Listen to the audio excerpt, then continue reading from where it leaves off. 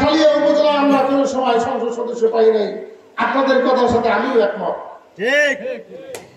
দল সংসদ সদস্য মনোনয়ন দিবে, আমি কিন্তু আপনাদের সামনে এমপি হতে আসি নাই। আমি বারবার বলি, আমার মা বোনেরা আপনাদেরকেও বলি, আমি কিন্তু সংসদ সদস্য হতে আসি নাই। আমি এসেছি বাংলাদেশ জাতীয়তাবাদী দল,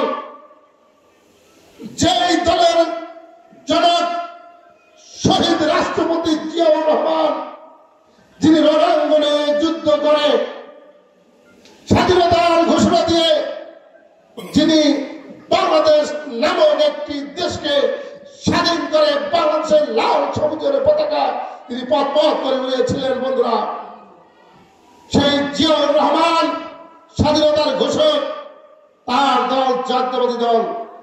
এই দলে নেতৃত্ব দিয়েছেন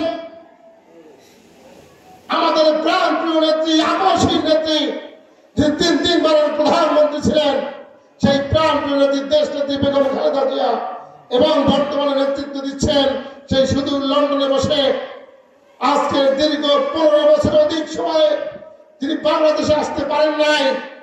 এই হাসিনার ফ্যাসিলিটি শাসনের কারণে এখনো আসতে পারেন নাই, আসবেন খুব শীঘ্রই ইনশাআল্লাহ।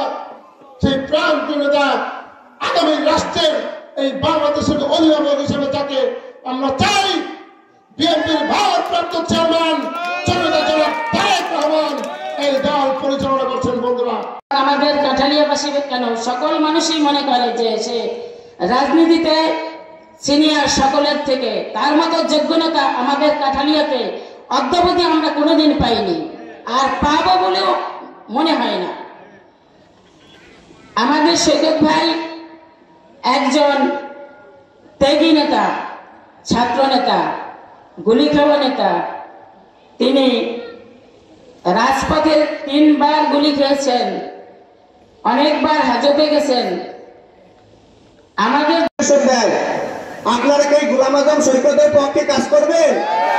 সবাই একটু হাত জায়গায় বলি। গোলাম আজম সৈকতের মার্কা যদি ধানের শীষ হয়, আমরা কি গোলাম আজম সৈকতকে কাঠালিয়া রাজাপুর থেকে বিপুল ভোটে বিজয় করতে পারবো ইনশাল্লাহ? ধানের শীষের পক্ষে কাজ করতে গিয়ে দিন